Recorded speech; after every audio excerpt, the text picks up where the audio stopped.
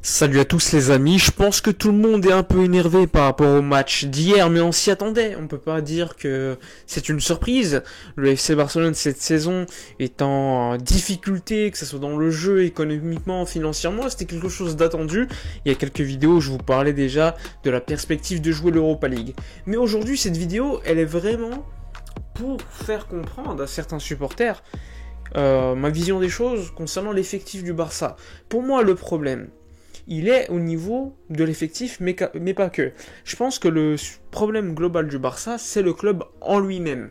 Avec évidemment en point d'orgue le président qui a changé, qui vient d'arriver, qui est arrivé avec une situation où il était main lié économiquement et il faisait face à des gros salaires, à des contrats très compliqués à rompre, etc., etc. Je pense que tout le monde est au courant de cela. Donc le président arrive dans une situation super compliquée, avec un club en faillite, il faut le dire. Les employés n'étaient pas payés, il faut le dire. Avec Messi qui voulait rester, mais qui ne pouvait pas rester suite aux règles de la Liga, le fair play financier de la Liga. Donc tout ça, tout d'abord, a mis le club en difficulté. Mais ce qui a mis en difficulté le club, c'est évidemment la présidence ancienne. Et c'est à partir de ce moment-là où tous les maux du Barça qui ont été cachés pendant des années, eh bien, avec la crise du Covid, eh bien, ça a explosé. Donc, tout d'abord, le président. Ensuite, on redescend un petit peu, c'est évidemment la politique de recrutement. La politique de recrutement qui a été catastrophique, avec beaucoup d'argent dépensé. Inutile de vous dire que surpayer des joueurs comme Dembélé, Coutinho, tu peux payer un joueur cher. Mais le problème, c'était également les salaires qui étaient abusifs, avec des commissions d'agents, etc., etc. De toute façon, tout ça, vous le savez. Donc, si en parallèle, tu as une crise Covid, tu as des gros salaires qui sont donnés à des joueurs qui, en plus de cela, ont plus de 30 ans, eh bien, à partir d'un moment donné, c'est logique que financièrement, tu es en difficulté. Ensuite, on descend. T'as le coach qui change aujourd'hui très souvent. Il faut se rappeler que depuis le départ d'Ernesto Valverde, qui était le coach qui a eu quand même une longue vie au Barça, on va dire, même si c'était pas non plus énorme, eh bien, tu as eu Quique Setién, tu as eu Ronald Koeman, et tu as eu Xavi, en à peu près 3 ans, avec évidemment entre Sergi Barjuan qui est venu comme intérimaire quelques semaines. Mais c'est pour vous dire que c'est difficile de construire dans un environnement où il y a l'instabilité au niveau du coaching. Vous le savez, le problème sous Quique Setién, c'est également le pouvoir des joueurs. On a essayé de faire partir certains joueurs, finalement, on s'est rendu compte que les joueurs avaient trop de pouvoir, ça c'était un gros problème. Finalement, Koeman est arrivé avec beaucoup de volonté. Finalement, il a eu le droit quand même à avoir un effectif plutôt compétitif, on va dire, globalement, même si évidemment il y avait encore des manques au niveau de l'effectif, il y a eu certains postes qui n'avaient pas été pourvus, il y a certains joueurs qui étaient encore présents alors qu'ils auraient dû partir.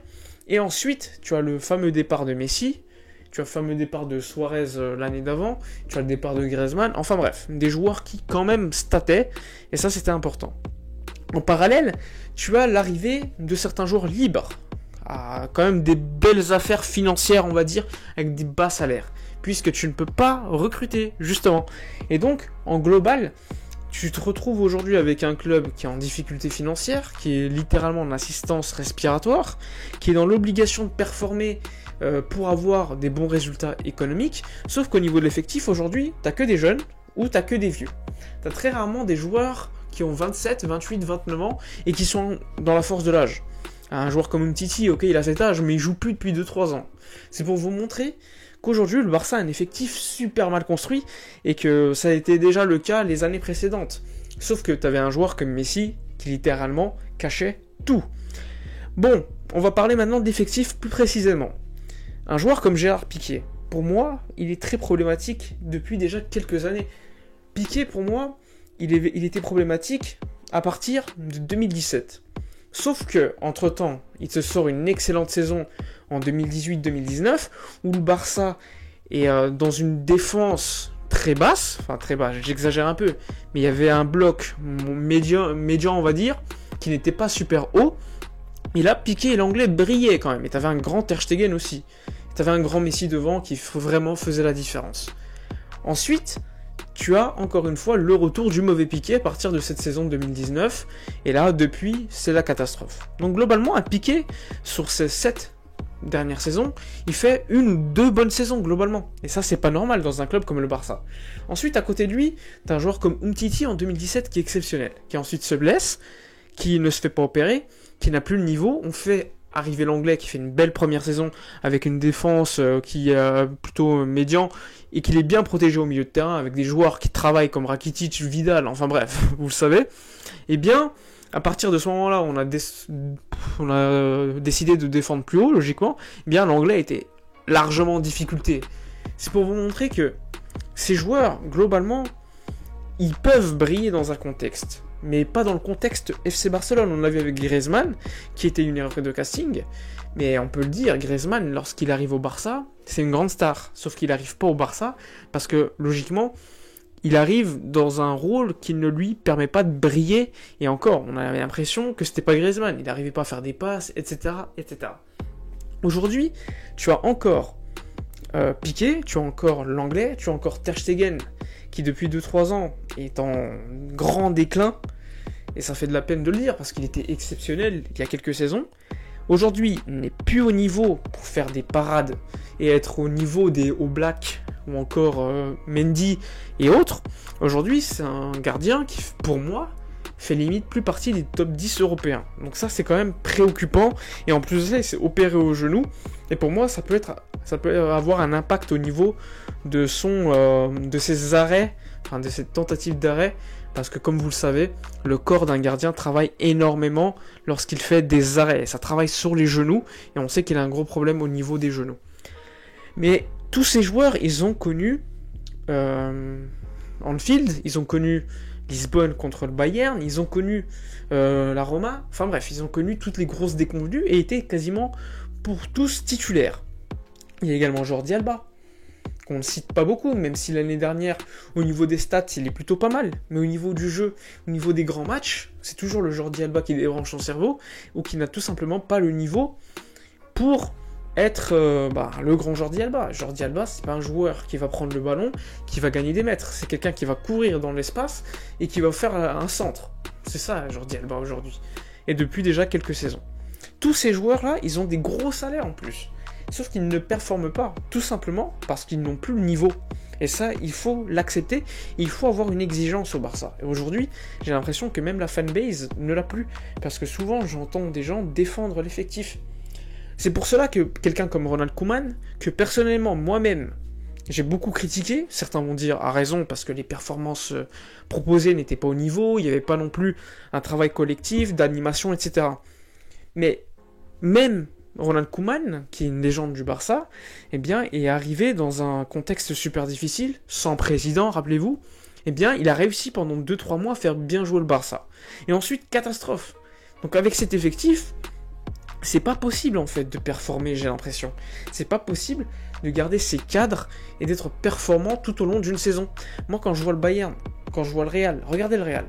Ils ont Modric, ils ont Kroos, ils ont Casemiro, ils ont Courtois, et ils ont des joueurs comme Benzema, des cadres, des patrons en fait. Tu sais que eux, peu importe le match, ils vont performer. Alors qu'au Barça, ça fait déjà 4-5 ans que tu sais que Busquets, tu sais que Piqué, etc., peut-être des fois ils vont performer, peut-être que des fois non.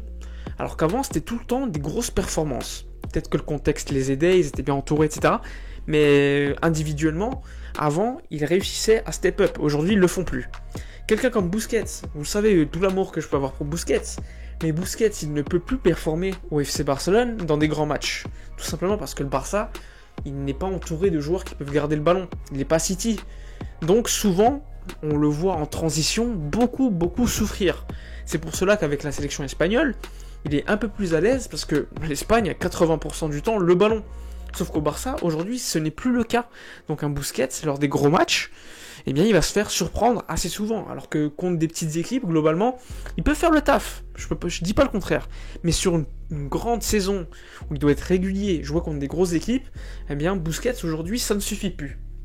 C'est pour ça que pour moi, tous ces joueurs qui ont un gros salaire, eh bien, il faut les remettre en question, qu'ils quittent le club, même s'ils ont un contrat, je sais qu'ils ont un contrat, mais quand Piqué disait en 2018, si le club me demande, je pars, Bon, bien oui, moi j'ai envie que Piqué quitte le Barça, même si c'est une légende du club. J'estime qu'aujourd'hui c'est le moment. Pour toutes les raisons que je vous ai expliquées. Mais c'est pas les seuls. Il y a également au milieu de terrain. Pour moi, le milieu de terrain, c'est un chantier. Aujourd'hui, on l'a vu, contre le Bayern, mais on l'a vu également contre le Real Madrid, contre des équipes comme le Betis, comme Villarreal, où tu as des joueurs un peu plus expérimentés au milieu de terrain.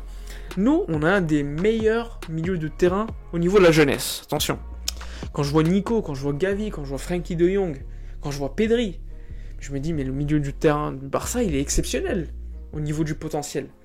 Sauf que pour performer au Barça pendant toute une saison, quand en plus de cela, t'as pas non plus derrière des cadres ou devant des cadres qui peuvent te porter, eh bien c'est très compliqué pour eux. C'est pour cela que moi, je demandais au Barça de signer un milieu de terrain pour accompagner ces jeunes, mais un milieu de terrain, un patron, quoi. Un joueur qui, à l'image d'un Modric, à l'image d'un Neuer, à l'image de plein de joueurs comme ça, des patrons de vestiaire, des patrons dans le jeu, tu sais qu'ils vont performer. Donc imaginez un milieu comme ça au Barça, qui accompagne Pedri, qui accompagne Frenkie, etc. Eh bien ces jeunes, ils vont progresser, ils vont être à un meilleur niveau. Ça c'est sûr, sauf que moi on me disait mais non, il faut faire confiance aux joueurs du centre de formation, il faut faire confiance aux jeunes. Oui, il faut faire confiance aux jeunes, mais pour qu'ils progressent, pour qu'ils soient également à un niveau de performance élevé, il faut également qu'ils soient bien entourés. Et aujourd'hui, ils ne le sont pas. C'est pour cela que sur le côté droit, un joueur comme Alves, même s'il a 58 ans, eh bien il pourra amener une certaine compétitivité, une certaine mentalité à certains joueurs. Parce que sur le côté droit, c'est littéralement une catastrophe. Quand je vois Dest, qui au début du match contre le Bayern est plutôt bon, et après qui se fait prendre à chaque fois, eh bien c'est problématique. Mais Dest, c'est un joueur talentueux, il peut progresser, etc. Il a du dribble, il peut centrer, il peut courir avec le ballon. Mais quand je vois Mingueza, je me dis mais Mingueza, il n'a pas le niveau du Barça. Mingueza, c'est certes un joueur qui est issu du centre de formation, mais il ne doit pas être dans l'équipe première aujourd'hui. C'est pour cela que il faut faire la différence entre les jeunes du centre de formation qui sortent, qui sont talentueux, et il faut les faire jouer en équipe première. Sur le banc, tout d'abord, et s'ils performent, les faire jouer comme titulaires. Mais si un joueur comme Mingueza n'a pas le niveau, il ne doit pas jouer au Barça, il doit partir, il doit être vendu. Ça, c'est très important, parce que sinon, si tu as une politique, vraiment, on va faire jouer tous les joueurs du centre de formation, eh bien, même s'ils n'ont pas le niveau, ils vont jouer. Et ça, au niveau des performances, eh bien, ça va se ressentir au niveau des résultats. Et ça, c'est pas positif. Sur le côté gauche, je vous parlais de Jordi Alba, c'est pas normal qu'on n'ait pas de concurrence à Jordi Alba. Aujourd'hui, il n'y a pas de latéral gauche, à part Jordi Alba, et Alejandro Balde, qui reste un jeune joueur du Barça B. C'est pas normal. Au milieu de terrain, je vous ai déjà dit ce que j'en pensais. Pour moi, Busquets ne peut pas jouer toute une saison, ne peut pas être performant contre des grosses équipes, et devrait être limite un joueur comme Xavi en 2015, qui arrive en fin de match pour reposer tout le monde, etc. Sauf que vu qu'on n'a pas l'effectif pour, eh bien on est obligé de le faire jouer titulaire. Et ça c'est pas normal, surtout que Xavi, lui, pense que ça doit être un titulaire. Et ça c'est problématique selon moi. Ensuite tu avances d'une ligne et tu vas devant. Devant, c'est quand même très problématique.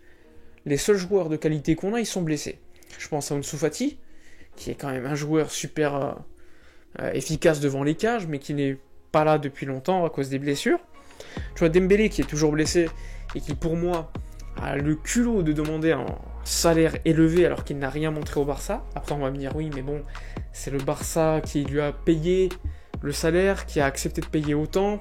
D'accord, je suis ok avec ça, mais je peux pas accepter qu'un Ousmane Dembélé, après tous les mois d'absence qu'il a eu au Barça, puisse réclamer plus d'argent que le propose le Barça. Ça pour moi c'est pas normal, mais bon, après chacun son avis, etc. C'est un joueur qui peut faire la différence sur son côté, mais qui n'est pas assez efficace selon moi devant les cages, et qui pour moi a un problème encore une fois au niveau de la compréhension du jeu. Mais après c'est un joueur qui peut faire la différence en dribble, et au niveau de sa vitesse, c'est rien à dire. Mais est-ce que c'est un joueur qui, dans le Barça de 2015, serait limite titulaire? Non, pas du tout. Ce serait un joueur de banc, il faut être clair. Après vous allez me dire c'était le meilleur Barça de l'histoire, etc. Mais même un Barça 2011-2012 où on gagne que la Copa del Rey, ben pas sûr que Dembélé était titulaire. Voilà, pour vous montrer. Ensuite, tu vois Memphis Depay, qui, je le rappelle, normalement n'est pas un numéro 9, qui joue comme numéro 9, qui performe en sélection néerlandaise, mais parce que c'est super bien huilé, il a l'habitude, il y a les automatismes, les Pays-Bas jouent très haut, alors que le Barça essaie de jouer très haut, mais n'a pas non plus les joueurs pour faire ça, eh bien, il ne performe pas beaucoup. Alors qu'en début de saison, tu pouvais avoir beaucoup d'espoir. Et en plus, il joue beaucoup trop selon moi, et limite, il est cramé aujourd'hui. Donc ça également, c'est un problème. Donc tu as les blessés, tu as des joueurs en fin de carrière, tu as des joueurs beaucoup trop jeunes, qui ont besoin de grandir auprès de cadres, et en plus, tu as des soucis financiers. Donc tu te retrouves dans une situation catastrophique. Il faut un miracle aujourd'hui pour que le Barça puisse se renforcer l'été prochain. Enfin, se renforcer. Je veux dire être compétitif pour gagner la Ligue des Champions. Parce que tu as tellement de chantiers à tous les postes, que ce soit en défense, que ce soit au gardien, que ce soit sur les côtés à gauche ou à droite, que ce soit devant, que ce soit au milieu de terrain. Pour moi, le Barça doit signer limite un joueur top à chaque ligne, voire plus. Et aujourd'hui, on n'a pas les capacités financières pour le faire. Donc pour moi, c'est quand même très très problématique. Donc je vous ai parlé de l'effectif, je vous ai parlé de la situation financière, je vous ai parlé également de la direction de Xavi, qui maintenant, lui, a la chance d'être quand même quelqu'un de très respecté au Barça, d'être une légende du club, qui aura beaucoup de temps devant lui, qui aura évidemment la confiance du board pour travailler. Donc ça, c'est positif, parce qu'il aura du temps et aura vraisemblablement un pouvoir de décision important pour faire signer certains joueurs. Moi, ce qui m'inquiète, c'est quand je vois que le Barça est en crise financière et qu'on on propose des 40, 50, 60 millions d'euros pour un joueur comme Ferran Torres, qui est tout talentueux qu'on peut trouver, etc. Oui, c'est un joueur talentueux, mais le Barça aujourd'hui n'a pas besoin de paris de joueurs de 22, 23 ans. Le Barça aujourd'hui a besoin de joueurs fiables, de joueurs sûrs. C'est pour ça que moi, des joueurs comme Adeyemi, que je trouve talentueux au possible, etc., il n'y a rien à dire, pour moi, ça aurait été super utile de les signer si tu avais un club qui avait déjà pas mal de joueurs confirmés, des joueurs cadres qui pourraient les entourer, ces jeunes recrues, ces jeunes paris qu'on paye assez cher. Alors qu'aujourd'hui, tu fais arriver un joueur à Paris, et bien il va se retrouver dans une situation où il y aura beaucoup de jeunes autour de lui et des vieux.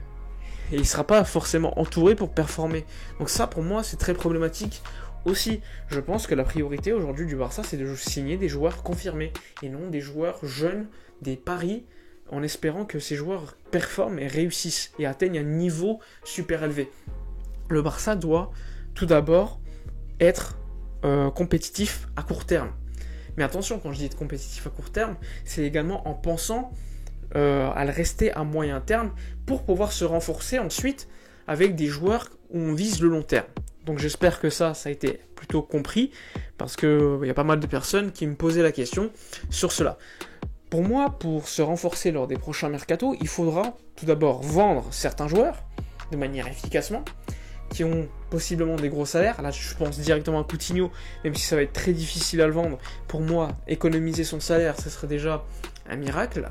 Je pense également à des joueurs issus de la Masia ou issus de centres de formation qui sont très jeunes, mais qui, selon moi, n'ont pas la qualité pour réussir au Barça, dans un Barça compétitif en tout cas. Pour moi, ces joueurs, il faut profiter d'une hype qu'ils ont pour les vendre. Sauf que le problème, c'est que le Barça attend beaucoup trop, et après on se retrouve dans une situation où ces joueurs n'ont plus de valeur. Et là, tu te dis, dommage, on aurait dû le vendre il y a 1 ou 2 ans. C'est ce qui s'est passé par exemple pour Coutinho ou Dembélé, où ils avaient reçu des offres faramineuses 1 ou 2 ans après leur arrivée au Barça, on les a gardés. Donc pour moi, ça c'est également très très important, vendre des joueurs qui ont atteint un certain plafond de verre. Ils n'atteindront pas un niveau pour être compétitifs au Barça. Il faut profiter de leur étiquette Barça pour les vendre. Sauf qu'aujourd'hui, l'étiquette Barça, bien, elle est de plus en plus écornée. Donc il faut vendre efficacement, il faut se dépêcher.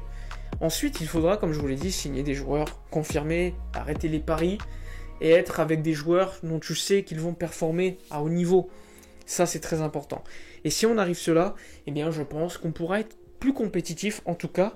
Et lorsque tu seras plus compétitif, avec ces joueurs confirmés, on va dire, eh bien, tu pourras viser des top joueurs mondiaux parce que tu auras réussi à installer quand même des joueurs confirmés autour de jeunes qui performeront. Et ensuite, c'est un cercle vertueux qui se crée. C'est d'ailleurs ce qui s'est déroulé en 2003. On a fait venir Ronaldinho, qui était l'un des meilleurs talents du monde. On l'a entouré de jeunes joueurs comme Xavi, comme Iniesta, etc., etc. Et ça a marché. Parce qu'en plus de ça, en 2003-2004, on se débarrasse de 15-16 joueurs d'un coup. Et ça, aujourd'hui, je sais pas si on est capable avec les gros contrats qu'ils ont, ou encore les gros salaires qu'ils ont. Mais bon, on verra. Enfin, c'était une longue vidéo, je sais que c'était fastidieux, mais pour moi, c'était très intéressant de pouvoir donner mon avis concernant l'état global de l'effectif, comment faire pour que le Barça soit, à mon avis, plus compétitif à moyen terme, long terme, et selon moi, les décisions les décisions à prendre lors des prochains mercatos. Enfin bref, j'espère que la vidéo vous aura plu. N'hésitez pas à donner vos avis dans les commentaires, à liker, commenter, partager. Moi je vous dis à la prochaine et d'ici là, comme d'habitude, portez-vous bien.